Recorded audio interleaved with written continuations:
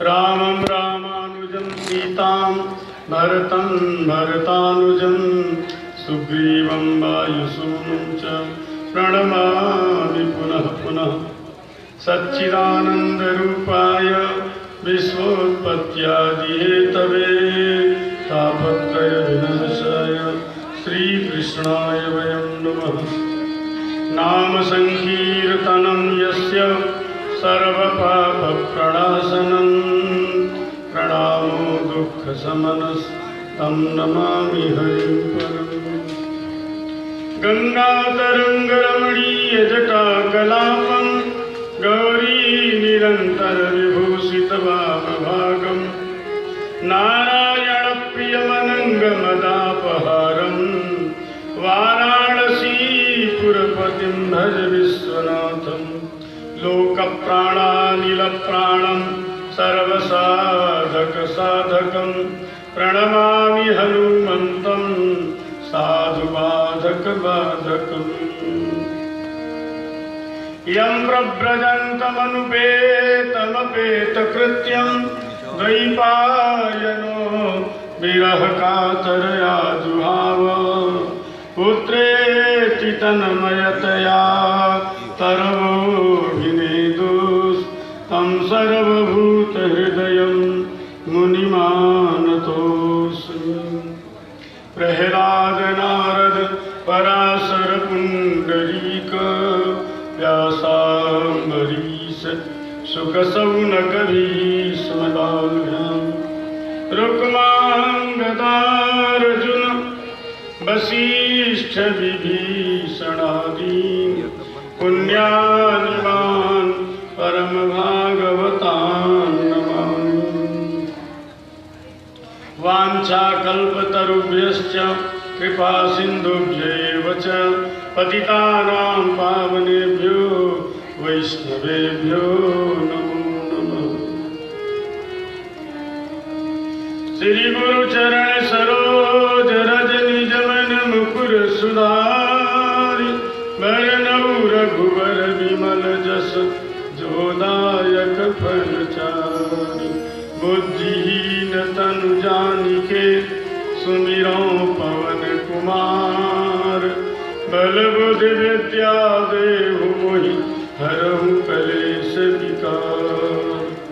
जय जय श्री राधा रमण जय जय नवल किशोर जय गोपी चित चोर प्रभु जय जय माखन चोर। अपने अपने घरन की सब काहू को पीर तुम्हें पीर सब घरन की धन्य धन्य रघुवीर। जय मिथिला जय मैथिली जयति जनकपुर धाम। जय राघव सरयू अवध तुलसी करत प्रणाम। बोलिए सियावर रामचंद्र की जय हो। श्री वृंदावन बिहारी लाल की जय हो। श्री गौरी शंकर भगवान की जय। श्री हनुमान जी महाराज की जय। श्री तुलसी मैया की जय। सरयू मैया की जय। श्री सुखदेव जी महाराज की जय। भागवत भगवान की जय। श्री मौनी जी महाराज की जय। श्री श्री रामदास दास जी महाराज की जय। श्री हरिदास जी महाराज की जय। सद्गुरुदेव भगवान जी महाराज की जय।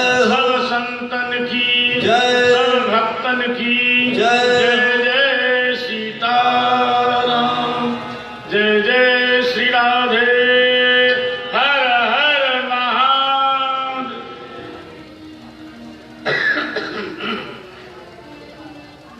आइए हम सभी लोग मिलकर भगवान के मंगलमय नाम का संकीर्तन करें। फिर भगवान की जैसी कृपा प्रेरणा होगी जस कछु बुद्धि विवेक बल मोरे तस् कहियों ये हरि के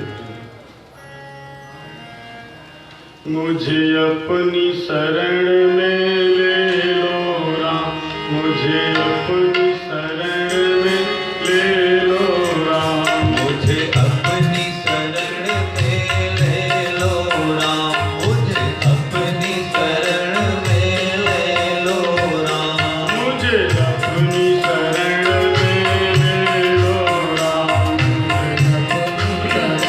में ले लो राम। लोचन मन में जगह न हो, लोचन मन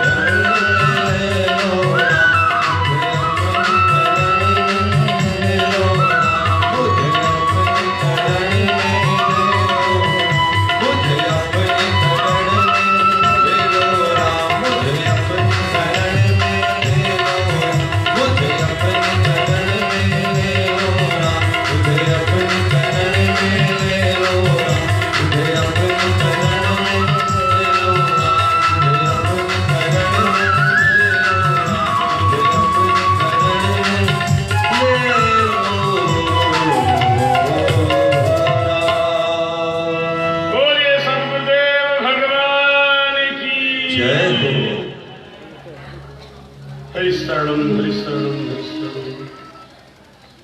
अनंतानंत ब्रह्मांड नायक अकारण करुणा वरुणालय भक्तवांछा कल्पतरु भगवान श्री सीताराम जी महाराज के अनुग्रह विग्रह सभी संत महापुरुषों के श्री चरणों में वंदन। आप सभी को जय श्री सीताराम। भगवान श्री सीताराम जी महाराज की माती कृपा तपः श्री मौनी जी महाराज, परम श्रद्धेय श्री रामदास जी महाराज, परम पूज्य श्री हरिदास जी महाराज और प्रेमावतार श्री राम प्रियादास जी महाराज, रोम रोम से प्रेम तप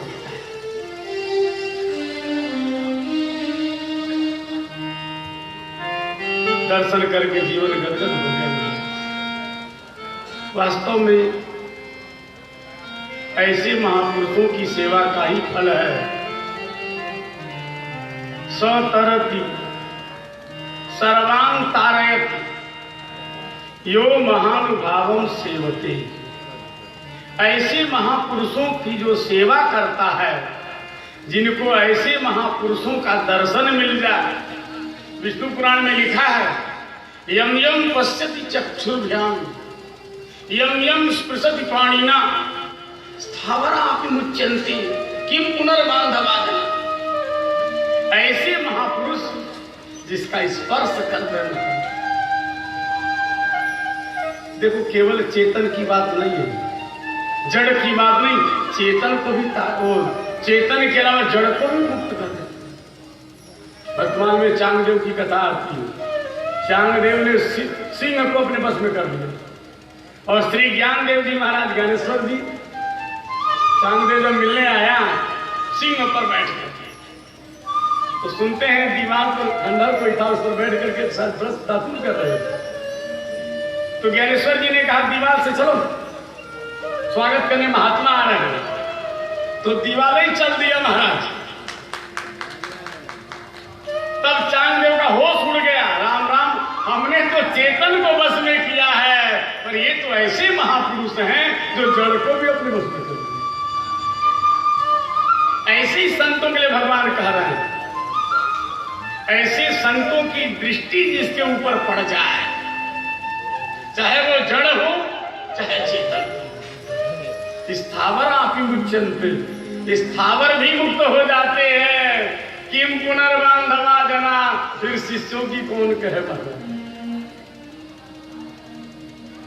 श्री रामानुजाचार्य भगवान विभीषण शरणागति पर प्रवचन कर रहे थे। विभीषण जी शरण में आए। अब सभी लोग अपना अपना मत देने लगे। सुग्रीव ने कहा राखिए बात, मोह स्वभाव, महाराज इसे बंदी बना लिया जाए। कुछ लोग कहते हैं पहले इसकी परीक्षण की देखा जाए। अपना अपना मत देने लगे। घंटों बीत गया, महाराज निर्णय नहीं हो पा रहा है। रघुनाथ जी सबकी सुन रहे हैं। तो एक धनुर्दास नाम के पहलवान वहीं बैठे थे, स्वामी जी के शिष्य थे। इनका बड़ा विलक्षण चरित्र भगवान, ये रूप के प्रेमी। हेमांबा नाम की वेश्या थी। जब ये चलते तो उसको टकटकी लगाकर निहारते हुए चलते, उल्टे चलते, छाता लगाते इसका चेहरा मुरझा न जाए। लेकिन स्वामी जी की कृपा थी। एक बार रंगनाथ मंदिर में बुलाया। श्री रंगनाथ भगवान से देखो, जिसकी सिफारिश सब गुरुदेव भगवान कर दे, फिर उसके कल्याण में क्या संभव है। जैसे स्वामी जी ने प्रार्थना करी, धनुर्दास पहलवान जब श्रीरंग भगवान का दर्शन किया, महाराज बलिहार हो गए। धनुर्दास धीरे से उठा और जाने लगा। स्वामी जी ने कहा क्या बात है, कथा पूरी नहीं हुई तो पीछे से चल दिए तुम। धनुर्दास ने कहा विभीषण जैसे भक्त का तो इतना जांच पड़ताल हो रहा है, तो अब हम लोगों को कौन पूछेगा। जब विभीषण जैसे विभीषण धर्मात्मा न तू राक्षस चेष्टिता, जात्या राक्षस भले हो लेकिन धर्मात्मक हो, आचरण से राक्षस नहीं थे। तो ऐसे विभीषण का इतना जांच पड़ताल, तो इससे अच्छा भैया अपना घर संभाला, कहां से कहां घर बार छोड़ करके हम इनकी शरण में आए। तो बस स्वामी जी ने कहा पूरी बात तो सुनो, बैठ जाओ। देखो विभीषण जी शरण में आए। एक बात बता सकते हो, विभीषण जी अकेले थे कि कोई और था? बोलो। का महाराज सचिव संगले नवपथ गए, 4 मंत्री भी थे साथ में। स्वामी जी ने कहा विभीषण की जांच पड़ताल हो गई, अंत में रघुनाथ जी का आदेश हो गया, आनेनम हरिश्रेष्ठ दत्तमस्या भयम नया विभीषणो वा सुग्रीव यदि वा रावण स्वयं। रघुनाथ जी ने कहा विभीषण ही नहीं, यदि रावण आ रहा हो तो उसे मिल जाए। मया भयम दत्तम, मैंने उसे अभय प्रदान कर दिया। उभय भांति ही आ रहूं, हंसिका कृपा नहीं।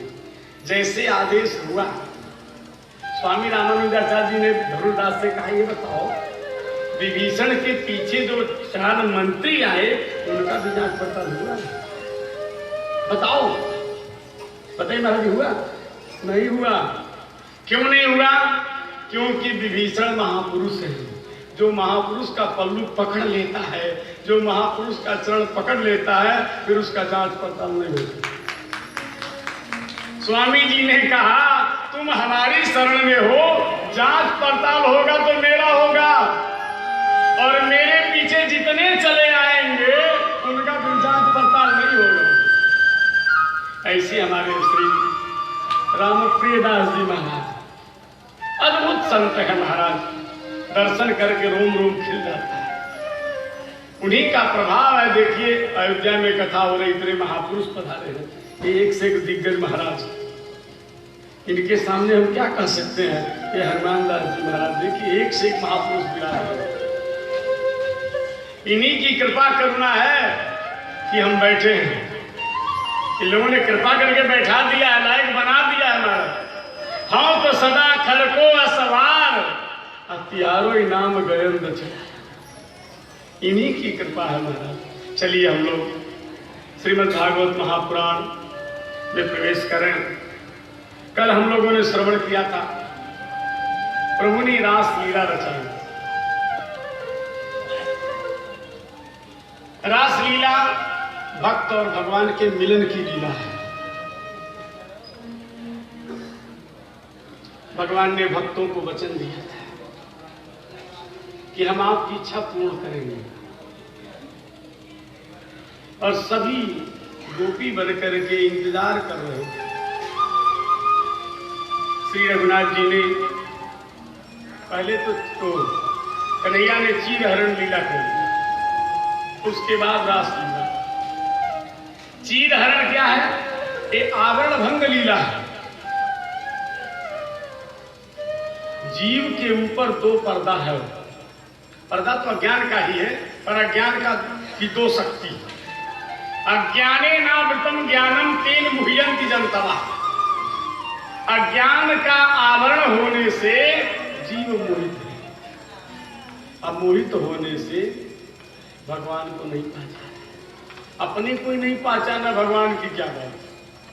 हम लोग ठाकुर जी के अंश हैं, ठाकुर जी के कृपा भाजन है। ये बोध कहाँ हो पा रहा? अगर ये बोध हो जाए तो हम लोगों से गलती ही कोई।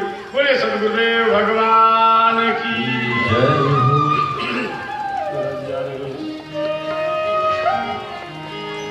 मुझको माधव का सहारा मिल गया, मुझको माधव का सहारा मिल गया।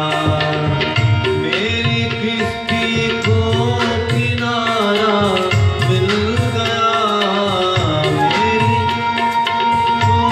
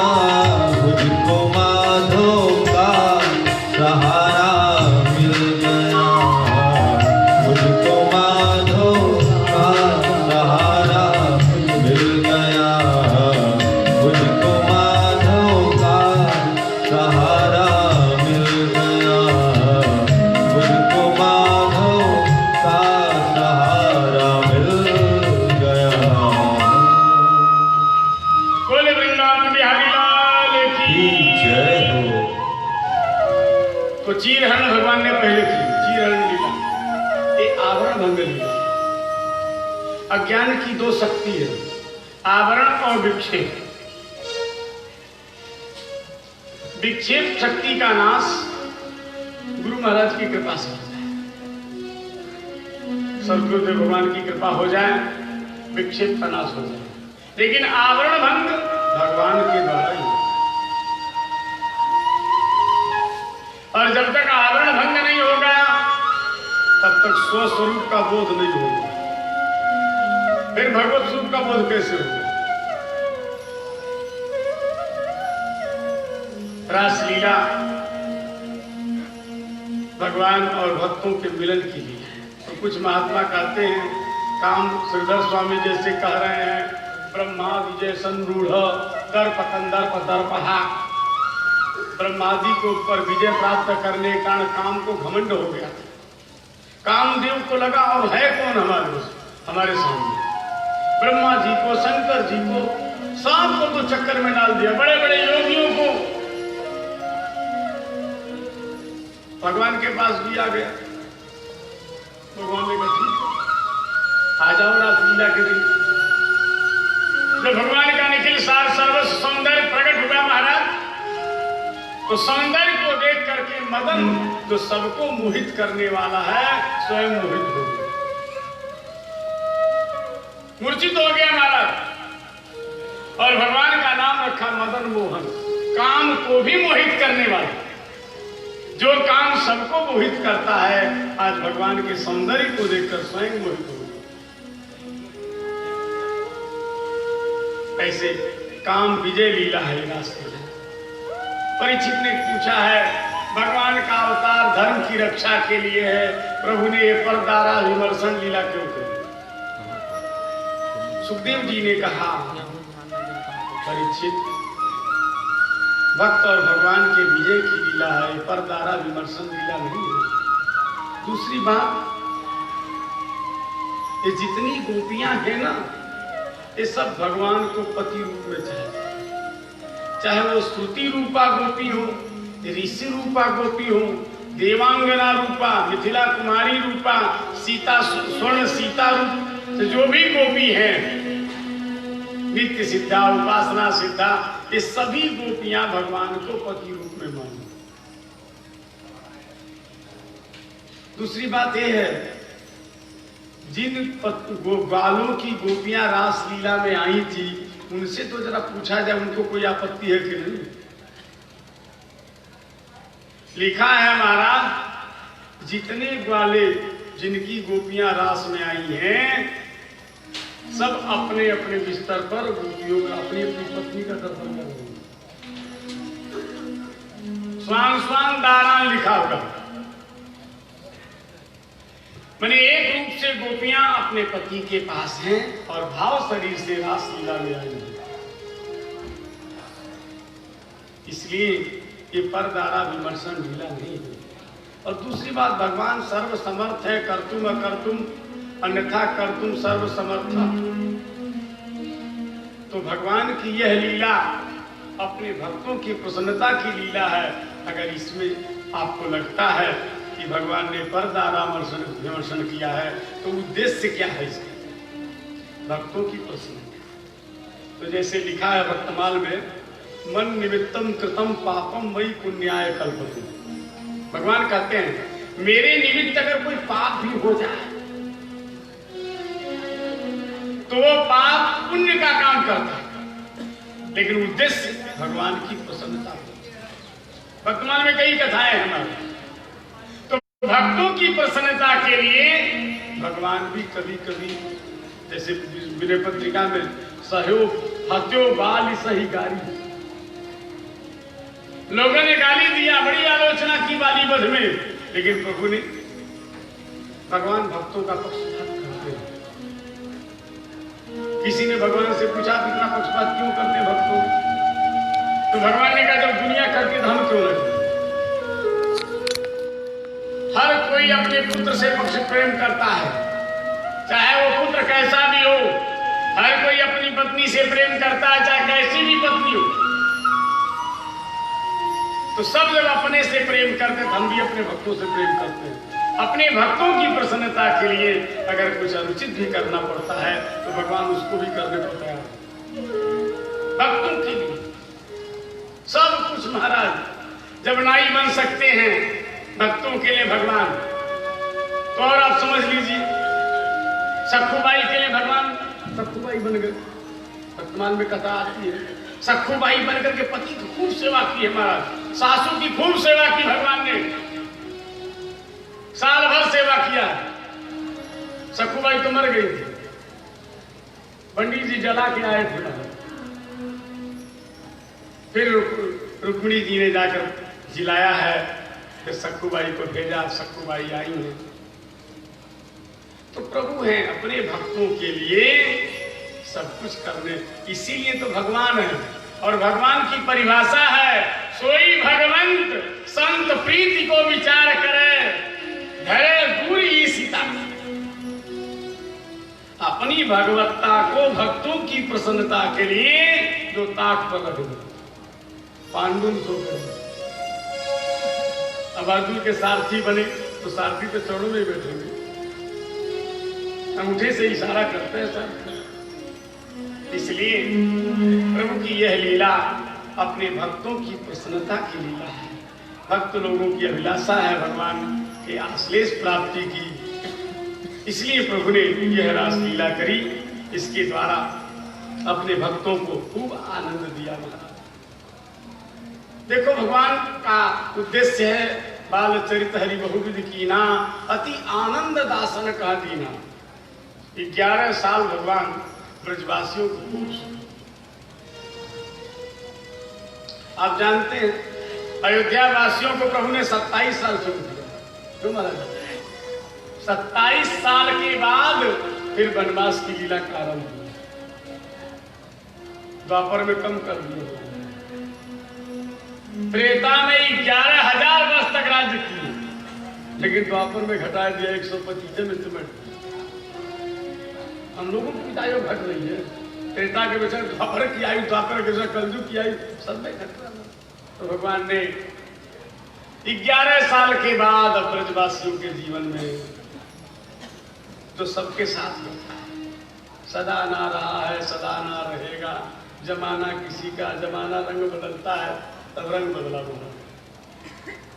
श्री नारद जी महाराज अचानक कंस के दरबार में आ गए और श्री नारद जी ने कहा, देखो यशोदा ने तो बेटी को जन्म दिया था, यशोदा या सुताम कन्याम देवक्या कृष्णमेव च रामं च रोहिणी पुत्रं वसुदेवेन बिभ्यता न्यस्तौ स्वमित्रे नंदे। कंस, ये जो कृष्ण और बलराम है ना, जो तुम्हारे द्वारा भेजे गए सबको मार डाल रहे हैं, ये कृष्ण बलराम दोनों देवकी के पुत्र हैं। वसुदेव तुमसे डर करके अपने मित्र नंद बाबा के यहाँ रख दिए हैं। इतना सुनना था महाराज, कंस तो तुरंत आग बबूला हो गया। वसुदेव और देवकी को बुलवाया, बड़ी यातना दी है महाराज। एक काल कुआं था उसके यहाँ, भयंकर विषैले जीव जंतु उसमें। वसुदेव के दोनों पैर बांध दिए और उल्टा लटका दिया। बुलाया देवकी को, कहा देख अब तू बताओ, तुझे पति प्यारा है कि पूत प्यारा है? सही सही बताओ, ये कृष्ण बलराम किसके पुत्र हैं? आज यदि नहीं बताओगी तो देख लो तुम्हारे पति को कहां भेज रहे हैं।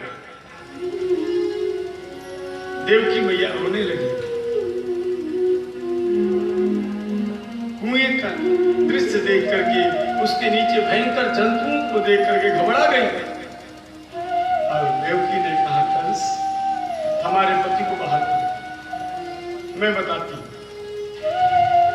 देवकी जी ने स्वीकार किया, कृष्ण बलराम हमारे बेटे। कंस ने कहा, वसुदेव तुमने तो कहा था पुत्रां समर्पयिष्यस्या यतस्ते भयमुत्थितम्। तो क्या हुआ? असत्यवादी हैं, ये सब योग माया के प्रभाव से भूल चुके हैं, उनको पता नहीं कि क्या होगा। इसलिए बसदेव जी को मिथ्या कोई नहीं कहेगा, बसदेव जी झूठ बोलो। टीकाकारों ने लिखा यतस्ते अभयम उचितम, जिससे तुम्हें भय नहीं उनको हम देंगे। अष्टम से गर्भ, गर्भ से भय है, ऐसा भी कहा है। अस्तु, कंस ने कहा बुलाओ क्रूर को, भेजो। तुमने वचन दिया है तो अपने दोनों पुत्रों को हमारे हवाले करो। तुरंत अक्रूर जी को बुलाया है महाराज। अक्रूर जी से देवकी जी ने कहा आप वृंदावन चले जाइए, हमारे पुत्रों को ले आइए, कंस को सौंप दिया जाए। अक्रूर जी तो सन्न हो गए। एक मां होकर के अपने बेटा को काल के गाल में डाल रही हूं, क्या हो गया है आपको? देवकी जी ने कहा अक्रूर जी, यदि आकाशवाणी सत्य है तो हमारा बेटा इसका वध करे, अन्यथा भगवान की जो इच्छा। आप व्यर्थ का टेंशन मत लीजिए, आप जाइए। अक्रूर जी को आदेश दिया है देवकी जी ने। इधर भागवत के अनुसार कंस को जब पता लगा, देवकी वसुदेव को पुनः बेड़ी हथकड़ी लगा करके जेल में डाल दिया। अक्रूर को बुलाया, गच्छ नंदम ब्रजम तत्र सुता बालक दुंदुभे आशा तेता विहारेण रथेना नयमाचिरम। हे दानपते, आप वृंदावन जाइए। आनंद दुंदुभी श्री वसुदेव जी के दो पुत्र वहां रह रहे हैं, उन्हें लेकर के इसी रथ पर बैठा कर ले आए। बड़ी बड़ी योजना बनाई है, ऐसा ऐसा करेंगे, फिर हम दोनों मिलकर खूब आनंद करेंगे महाराज, ऐसा प्रलोभन देता है महाराज। अक्रूर जी ने कहा कोई बात नहीं, देखो मनुष्य का काम है मनोरथ करना, मनुष्य तो मनोरथ ही करता है। अच्छा देखो, मनुष्य में कमजोरी भी यही है कि अगर मनुष्य मनोरथ करना बंद कर देना तो उसी दिन जीव से सिंह बन जाएगा। केवल इच्छा को समाप्त कर दे महाराज। जीव और ईश्वर में केवल यही कमी है। जीव जो है अनेक प्रकार की इच्छाएं करता रहता है, कुछ न कुछ नई नई बात सोचता रहता है, योजना बनाता रहता है, और परमात्मा केवल बैठे देखते हैं। एक स्वाद अति, देखा ना, एक जो है स्वादिष्ट फल को खा रहा है, अनशन एक अभिचाक्ष, और एक केवल बैठे बैठे देख रहा है, केवल प्रकाश दे रहा है। तो हम लोगों में और भगवान में ही अंतर है। हम लोग नए नए मनोरथ, नई नई इच्छाएं करते रहते हैं, और भगवान बस्ती में देखते रहते हैं। जिस दिन हम लोगों की इच्छा खत्म हो जाएगी, उसी दिन हम भगवान के भक्त हो जाएंगे, भगवान के दास हो जाएंगे। वास्तव में भक्ति का भी यही मतलब है, अपनी चाह न उपजे, अपनी रहेगी तब तक टेंशन भी रहेगा, क्योंकि सभी इच्छा किसी की पूरी होती नहीं। इसलिए इच्छा जहां तक हो सके कम इच्छा करें, कम संकल्प करें। जितना आप कम संकल्प करेंगे उतने ही आप सुखी रहेंगे, क्योंकि ज्यादा मनोरथ करने वाला दौड़ता रहता है, परेशान रहता है, और जो कोई इच्छा नहीं करता वो शांति से बैठकर भजन करता। अक्रूर जी महाराज को रथ दिया है। इधर नारद जी महाराज वृंदावन में आए हैं, भगवान के श्री चरणों में वंदन किया है महाराज। कृष्ण कृष्णा प्रमेयात्मन योगेश्वर योगेश जगदीश्वरा वासुदेवा खिलावास सात्वताम प्रवर प्रभु अवतीर्णो विनाशाय सेतु नाम रक्षणाय च।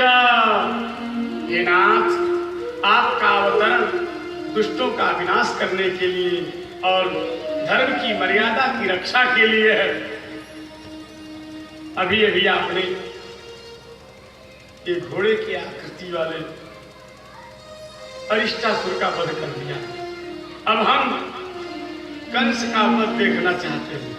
कंसम च निहतम द्रक्षे परसो अहनि ते विभो। अब हम चाहते हैं परसों तक कंस का भी वध हो जाना चाहिए। भगवान ने तथास्तु कहा है। नारद जी चले गए। इधर अक्रूर जी महाराज रात्रि भर किसी तरह विश्राम किए। सुबह उठे हैं महाराज, रथ पर बैठ गए और रास्ते भर सोचते जा रहे हैं, किम मया चरितम भद्रम, मैंने कौन सा पुण्य किया है जो आज हमें गोविंद का दर्शन हो। सच में हम अयोध्या आते हैं, वृंदावन जाते हैं, तो कभी कभी सोचना चाहिए हमने जरूर कोई सुकृत किया है, तभी हमें अवध का दर्शन प्राप्त हो रहा है, श्री धाम वृंदावन का दर्शन प्राप्त हो रहा है। ममाद्या मंगलम नष्टम, आज हमारे सारे पाप जो है नष्ट हो गए। बलवांश चैव मे भवः, आज मेरा जन्म लेना सार्थक हो। इसका मतलब आप समझे, जन्म लेना सार्थक तभी होगा जब गोविंद का दर्शन हो जाए। गोविंद का दर्शन असंभव नहीं है। स्वामी विवेकानंद जी के मन में भाव था। आप सभी महात्माओं से ही पूछते, भगवान को देखा? जब स्वामी रामकृष्ण परमहंस ने कहा तुम भी देख सकते हो, भगवान ऐसे नहीं जो कुछ देखे नहीं जाते, भगवान का दर्शन करते हैं भक्त लोग। बस यही है कि आप उसके योग्य बनिए। हम लोग भी भगवान को पा सकते हैं। जब सभी भक्तों ने भगवान को पाया, और दूसरी बात अयोध्या के कीट पतंग सुपर कुकर सबको भगवान ने। हम लोग तो भाई अति प्रिय मोह यहाँ के वासी में हो गए, हम लोग ठाकुर जी के प्रिय हैं। बस यही है कि उधर से मन हटे, इधर मन पहुंचे। मन ने ठाकुर जी में लग गया, फिर एक न एक दिन गोविंद जरूर मिल जाएंगे। अक्रूर जी महाराज रास्ते भर यही सोचते आ रहे हैं, हम गोविंद का दर्शन करेंगे। हमारे गोविंद का मुख कैसा है? मुखम मुकुंदस्य गुड़कालावृतम, गुगराले बाल से आवृत जो गोविंद का मुखमंडल है, निश्चित ही हमें उसका दर्शन होगा। क्यों? देखो मृग मुझे दक्षिण करके चल रहे हैं, इसलिए मुझे पूरा भरोसा है आज हमें गोविंद का दर्शन होगा। सुबह चले थे महाराज और सूर्यास्त के समय पहुंचे हैं वृंदावन। कुछ लोग कहते हैं बताओ वृंदावन और मथुरा की कितनी दूरी है? मात्र 10 किलोमीटर की दूरी है। और रथ से आ रहे हैं, सवेरे चले। रघुनाथ जी भागवत जी की शोभा बन रही है। हाँ, नारायण नारायण जय शोभा नहीं दिखाई, भगवान की शोभा। बोले राघवेंद्र सरकार की। तो सवेरे चले, शाम को क्यों पहुंचे और समय कहां बिताए? संतों ने कहा देखो, जैसे अक्रूर जी चले हैं तो भगवान का दर्शन होने वाला है, ये सुन सुन के भाव विभोर हो जा रहे हैं। श्री ठाकुर जी कैसे होंगे, अब उनकी झांकी का चिंतन करने लगे। अब वही रथ रुक गया। रक्ष्यामि नूनम सुकपोलनासिकम, ठाकुर जी का जो मुखचंद्र है, सुंदर कपोल, सुंदर नासिका, स्मितावलोकारुण कंजलोचनम, मंद मंद मुस्कुराते हैं। श्री ठाकुर जी के मुखचंद्र का दर्शन होगा। अरुण कंजलोचनम, लाल कमल जैसे सुंदर ठाकुर जी के नेत्र। बस झांकी का चिंतन करते करते वहीं भाव विभोर हो जाते हैं।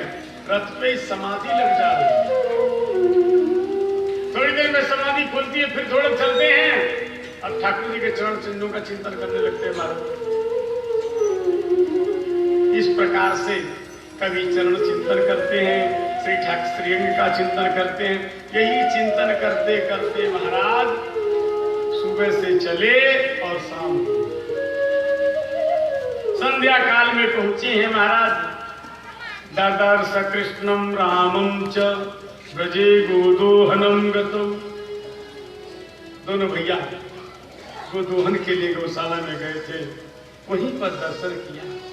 पीत नीलांबर धरम, हमारे कन्हैया पीतांबर धारण किए हुए हैं, दाऊ जी नीलांबर धारण किए हुए हैं महाराज। किशोरम, किशोरावस्था के हैं। वैसे कैशोरम पंचदशाब्दाम, 15 साल की अवस्था को किशोरावस्था कहते हैं। और ठाकुर जी अभी कितने साल के हैं महाराज जी? 11 साल के। तो कभी कभी कुछ लोग ऐसे बालक होते हैं महाराज, होंगे 11 साल के, 10 साल के, पर लगेंगे 15 साल। कभी कभी ऐसा हो जाता है। कोई कोई लड़की उम्र कम लेगी, इतनी बड़ी जल्दी लगता है कि जवान तो हो गई। तो ऐसे ठाकुर जी को समझ लिया जाए, है ही 11 साल के पर किशोरावस्था के लग रहे हैं। और वैसे ठाकुर जी की अवस्था तो किशोर है। कई सोरे वैसी स्थितम, नित्य किशोर किशोरी, दोनों नित्य किशोर हैं, नित्य किशोरी हैं। इनकी तो अवस्था वही है महाराज। तो किशोरावस्था में दोनों विराजमान है। सुमुखौ सुंदर वरौ हालत विरज विक्रमौ, दर्शन किया है महाराज। गदगद हो गए। रथात पूर्णमप्लुत्य, रथ से कूद पड़े अक्रूर जी महाराज।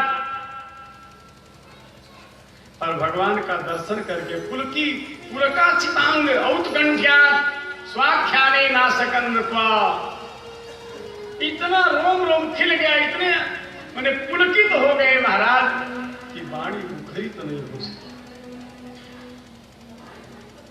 भगवान ने देखा अक्रूर जी दंडवत कर रहे हैं, ठाकुर जी दौड़ पड़े।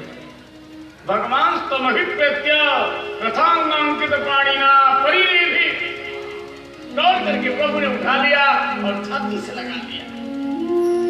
संकर्षणस्य प्रणतम उपगुह्य महामना, दाऊ जी ने देखा प्रणाम करते हुए, दाऊ जी ने भी हृदय से लगाया है। स्वागतम पृष्ठा, कुशलक्षेम पूछा है महाराज, आसन दिया है, प्रक्षाल्य विधिवत पालन। बोले सद्गुरुदेव भगवान की। चरण बंदन किया है, पाद प्रक्षालन किया है महाराज। अन्नम बहुगुणम वेद्यम, खूब खिलाया पिलाया महाराज। उसके बाद प्रसन्नता पूर्वक जब बैठ गए, पप्रच्छ सत्कृतम नंदः कथम स्तनिरनुग्रहे। नंद बाबा ने कहा, ऐसे क्रूर के राज्य में आप लोग कैसे रह रहे हैं? निरनुग्रहे, जिसके अंदर दया नाम की कोई चीजें नहीं है, ऐसे कंस के पास आप कैसे रह रहे हैं? यो वधीत स्वसुस्थो कान, जो अपने बहन के पुत्रों का वध कर दिया, ऐसे अभागा के पास आप लोग रह रहे हैं।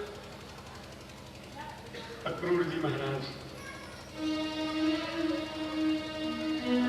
किंचित तत्प्रजानाम वह कुशलम विदुषामि, जो अपने बहन के पुत्रों को नहीं छोड़ सकता है, उसकी प्रजा कुशल से होगी, हम कैसे परिकल्पना कर सकते हैं?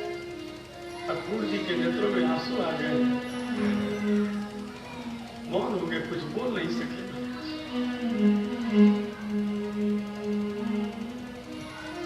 भगवान ने पूछा, अक्रूर जी आपके आगमन का कारण क्या है?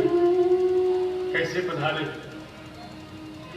अक्रूर जी ने जब पूछा तो प्रभु ने सारी बात की।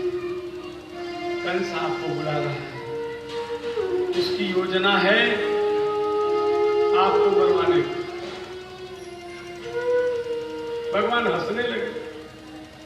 अच्छी बात है भाई, हम यहाँ रह रहे थे, वो स्वयं वहां बुला रहा है। देखो आप उन्हें आवे ताही ताही ताही तहाँ ले जाए।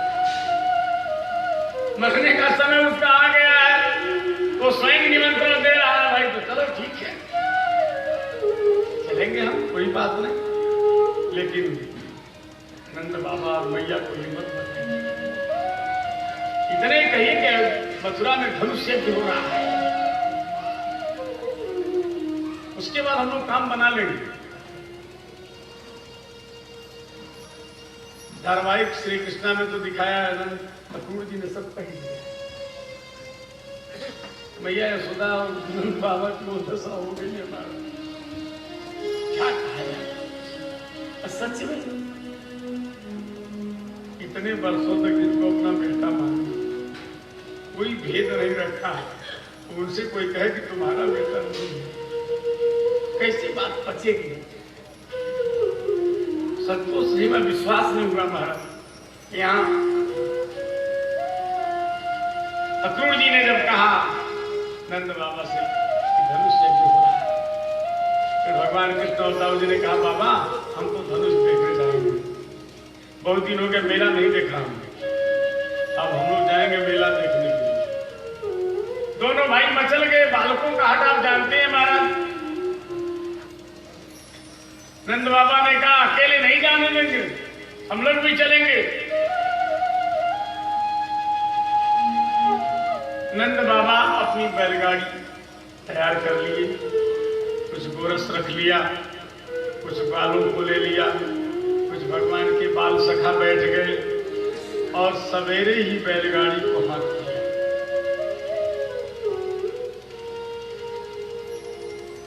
अब गोपियों को पता लगा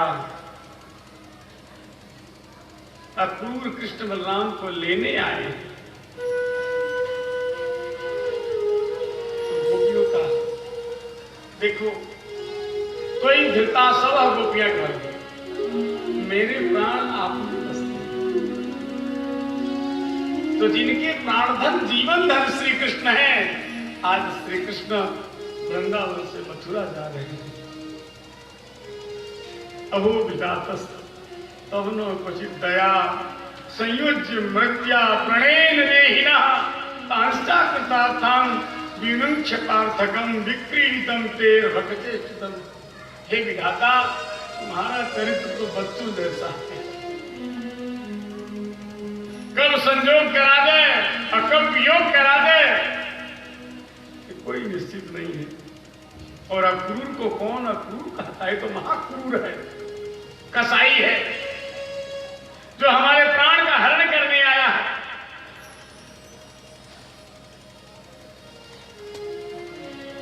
रथ तैयार हो गया है, मैया का रोम रोम रो रहा। यशोदा जी क्या कर रहे हैं, यशोदा बार बार मने यशोदा का रोम रोम यूं भागे है को ब्रज में हितु हमारो चलत गोपाल ही राखे। इस ब्रजन में मेरा कोई हितैषी नहीं लग रहा। मैया रो रही है, दोनों भाई आए हैं, मां के आंसू पोछे। भैया आप चिंता मत करो, हम मेला देखने जा रहे हैं, जल्दी ही आ जाएंगे। लेकिन मां की ममता, महाराज यही तो मां की ममता है, इसीलिए शास्त्रकारों ने मां का ऋण नहीं रखा। 3 ऋण है, देव ऋण, ऋषि ऋण, पितृ ऋण। देवताओं के ऋण से मुक्त हो सकते हैं, यज्ञ करके रोज हवन करिए, देवताओं के ऋण से आप मुक्त हो गए।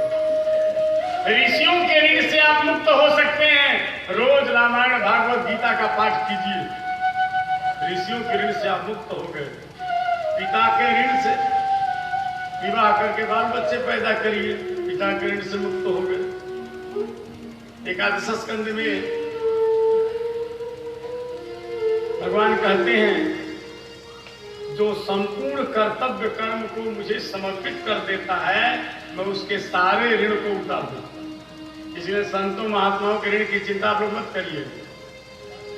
इन लोगों का पितृ ऋण कैसे छूटेगा? अब जैसे मान लीजिए आपने किसी से 1 लाख रुपया उधार लिया, अब दो राजा है, आप उसकी शरण चले गए, आप उसके हो गए, तो क्या राजा आपका ऋण नहीं चुका देगा क्या? बोलिए, चुकाएगा कि नहीं चुकाएगा? तो भगवान तो भाई अखिल भुवनपति है। जब जीव उनकी शरण में चला जाता है तो भगवान उनके सारे ऋण चुकता कर देते हैं। ऐसा नहीं कि संतों का, भक्तों का पितृ जो है बच जाता है, उनका भगवान चुकता कर देते हैं। लेकिन मात्र ऋण शास्त्रों में नहीं वर्णित है। जायमानो वही ब्राह्मणा त्रिभी ऋणैः ऋणवान जायते, ऐसा लिखा है।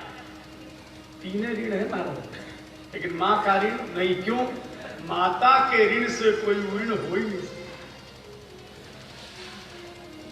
माता के ऋण से कोई भी जीव ऋण नहीं हो सकता है, इसीलिए मातृ ऋण की व्यवस्था है।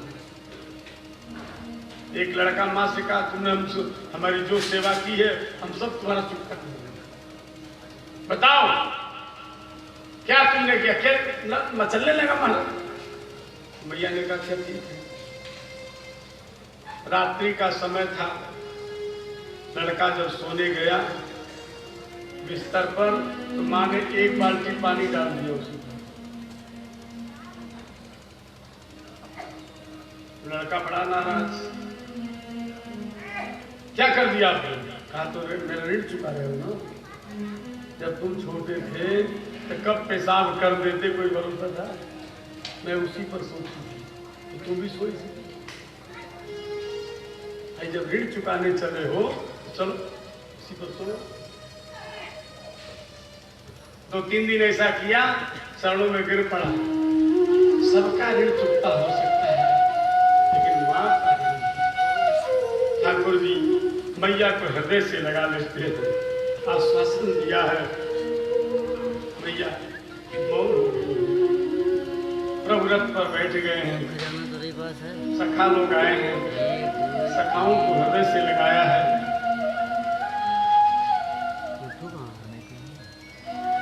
सखाओं को विदा किया, रथ आगे बढ़ा। जैसे ही रथ आगे बढ़ा महाराज, चला गांव से रथ भी, मचा हर तरफ शोर, बछड़े डकराने लगे चीखने मोर। आज सारी प्रकृति रो रही है। नर नारी घरों से निकल पड़े, घेरा दे रथ घेरा आकर, पक्षी तब छोड़ कदम्बों को, छतरी पर छाए चिल्लाकर। गिरता था वहीं पर उबल उबल, चूल्हों का दूध कढ़ाई से, मेरी भी यहाँ जरूरत क्या, कह दे कोई ब्रजराई से। सारी प्रकृति रोने लगी। ब्रजमंडल के रज उड़ उड़ करके महाराज, रज भी उड़कर उस समय पकड़ रहे थे हाथ। ब्रज को तज कर जा नहीं सकते तुम यदुना। गोपियां रथ के नीचे लेटी,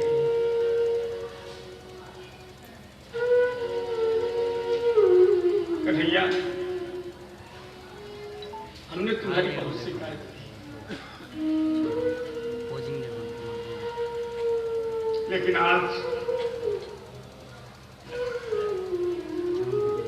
हम तुमसे क्षमा मांग रहे हैं। खा रही हैं कसम आज सखियां सभी, अब करेंगी न तेरी शिकायत कभी। हम कसम खा रहे, अब हम तुम्हारी कभी शिकायत नहीं करेंगे। माफ कर दे हमारी पुरानी।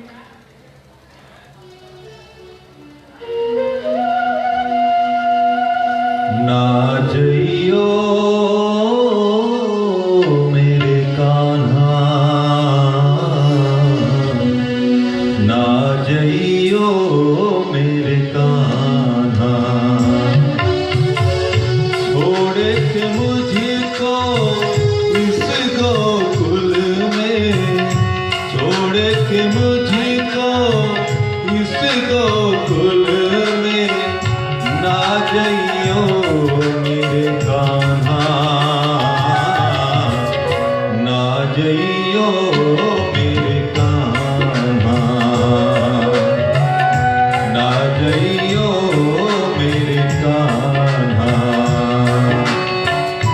तोड़ के मेरे दिल को ऐसे, तोड़ के मेरे दिल को ऐसे, ना जइयो मेरे कान्हा, ना जइयो मेरे कान्हा, ना जइयो मेरे कान्हा।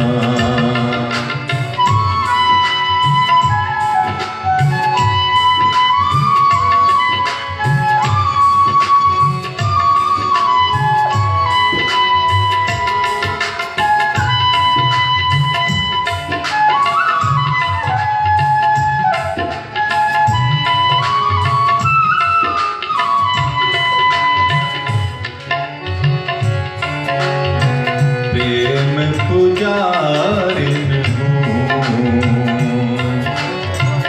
एक दुखियारिन हूँ, प्रेम पुजारिन हूँ, एक दुखियारिन हूँ। कैसे जीऊंगी ना रह सकूंगी, कैसे जीऊंगी ना रह सकूंगी तेरे बिना ओ कान्हा, तेरे बिना ओ कान्हा। छोड़ के मुझको इस गोकुल में, ना जइयो मेरे कान्हा, ना जइयो मेरे कान्हा, ना जइयो मेरे कान्हा। ओ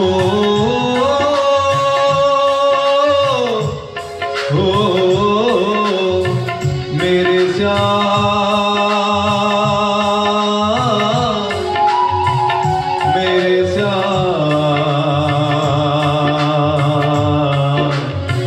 मेरे श्याम,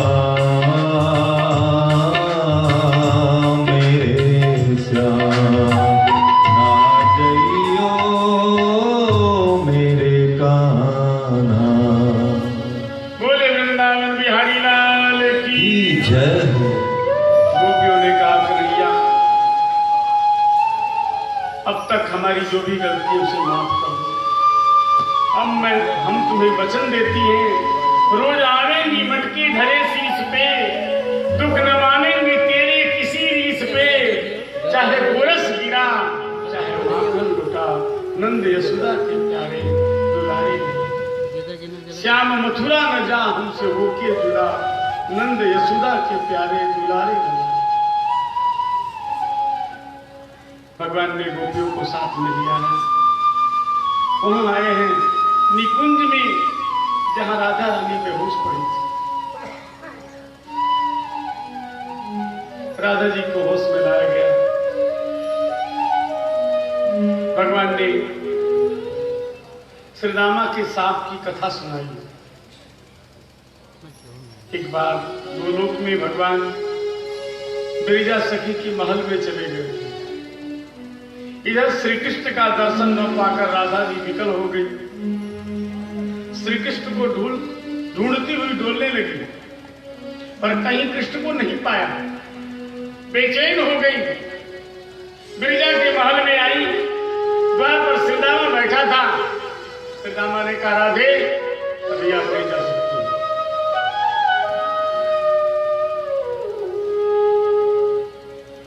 राधा जी ने कहा, श्रीदामा क्यों रुक रहे हो? भगवान की आज्ञा नहीं है। राधा रानी को क्रोध आ गया।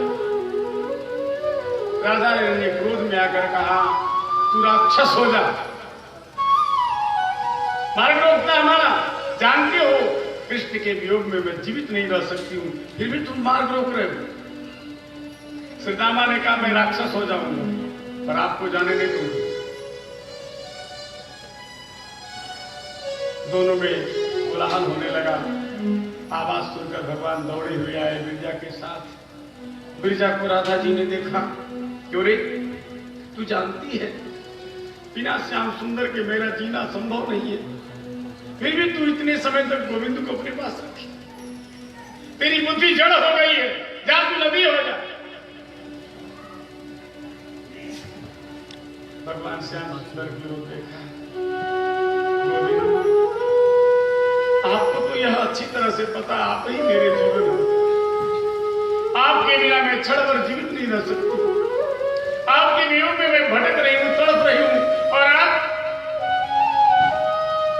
एक स्त्री की तरह से यहां एक गोपी के पास बैठे। आपका यह साधारण मनुष्य सा व्यवहार है। भगवान को भी क्रोध में आकर राधा जी ने साफ दे दिया। श्रीदामा ने कहा, राधा रानी तुमने भगवान को साफ दिया, मैं साफ दे रहा हूं।